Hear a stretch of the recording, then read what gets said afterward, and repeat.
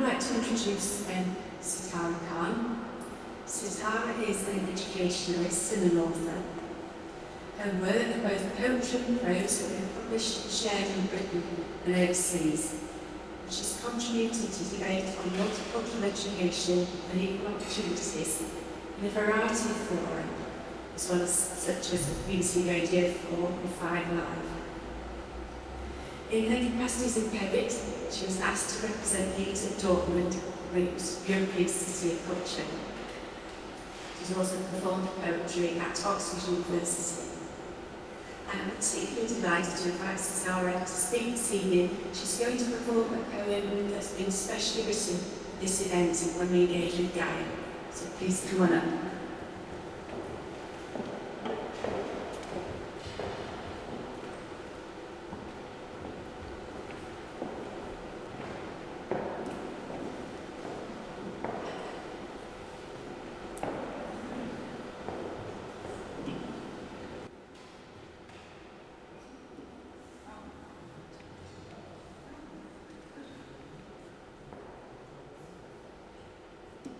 Okay, the first thing I always ask is whether you can hear me clearly, because there's nothing worse than somebody butchering on in the front and you can't hear them.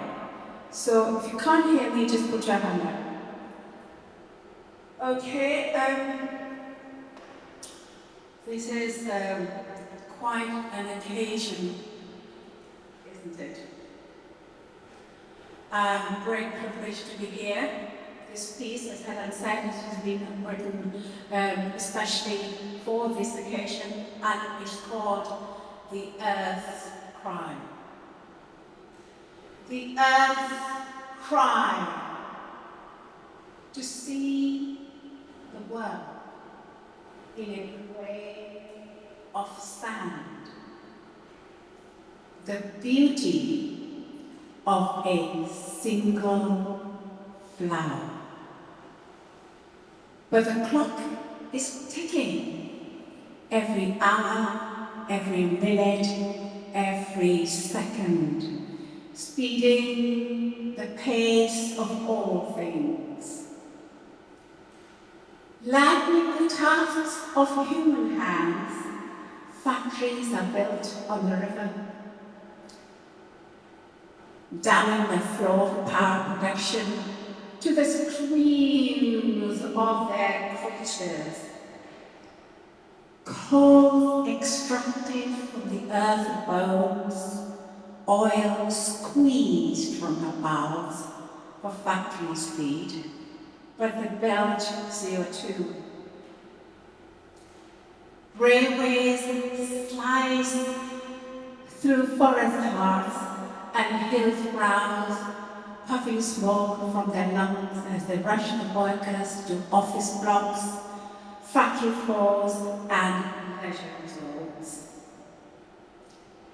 Seamen collected from servile bulls, cows injected for wealthier calves for creamier milk.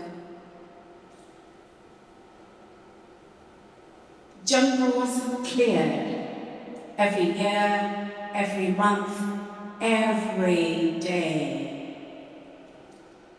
Elephants shot for their tusks.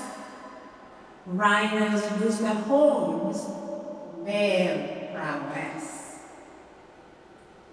Tractors rend the soil, crops showered with pesticides for greater yield, leaving insects to fight for life. Chain-dragged African workers slave over sugar production for mass consumption. Clocks ticking every hour, every minute, every second. Labs built, munitions affected for a protection. Shattering Iraq's Fallujah teams. Blasting ancient Afghan mountains incinerating Hiroshima. Clocks ticking, nations race to dominate with nuclear arms or space stations. Combusting oil is their only option. Clocks ticking every hour, every minute, every second. In England's green and pleasant land, as rivers vomit effluent waste, beavering workers are in pursuit of heating homes, personal cars, plasma screens and domestic gadgets in the bag. Buy now, pay later. Pre-packaged ready meals in convenience stores at the flick of a credit card and chartered flights across the globe are now the rewards of working hard. A portfolio of chain stores and personal yachts is always the aspirational icon. With cheap labor from Afro-Asia, shops bulge with luxury goods in the Western Hemisphere.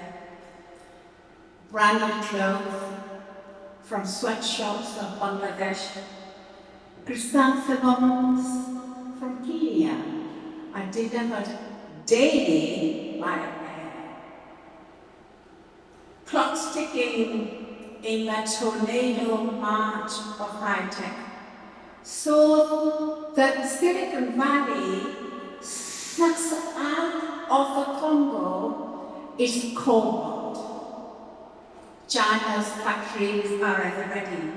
The workers gasp for breath as they inhale the arson, but raise their glass as the microchip snuggles into laptops and works its magic in mobile phones. Cities burst with town blocks, farmers flock to air-conditioned flats with all smartphones. Clocks ticking every hour, every minute, profits made every second, but the alarm is raised on doomsday. The Amazon is on its knees. The handball nibbles at Shanghai's toes. Emissions choke the tech Bangalore. Summer torches California's parks. The clock's ticking every hour, every minute. Stocks rise, stocks fall, fortunes made, fortunes trail. The earth glares, her eyes sting as the planes divide above the clouds, carved, dredging the tar from the roads. Rusty yawns of iron mines, plastic carpet is stifling the Pacific. Mass graves of laughing girls in an oil spill in the Mexican Gulf. Jakarta slides into salt water. The Yangtze feeds the parched sun. Monsoon fury sweeps Pakistan's sin. The greedy Indus gulls her towns. The Arctic ice and global glaciers start to weep. Swelling the seas, climate protesters drum the message at Westminster. They're handcuffed from noisy protests. Glasgow gives the nod to COP26. Long limos and private jets bring the most important guests. Dinner suits and ball gowns, dazzling diamonds and high heels are flashed on TV screens.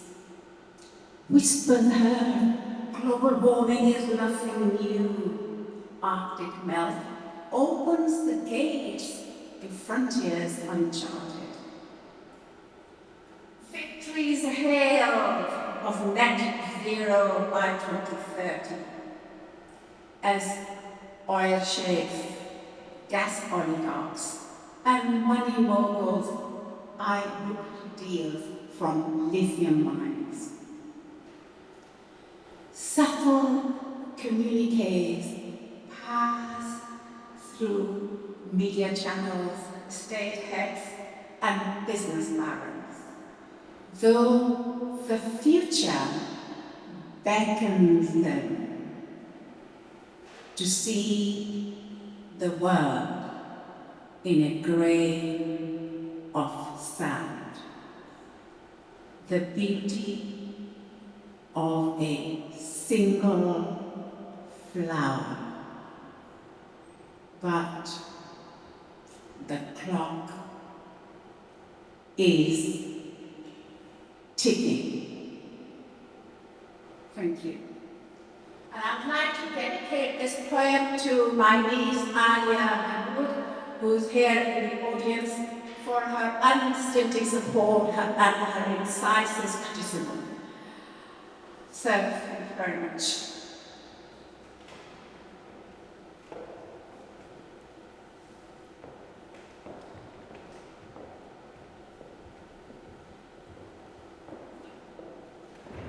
Thank you, Sitara. I feel it's a privilege to be at home for the first time, and the clock is ticking. That's registered in my brain.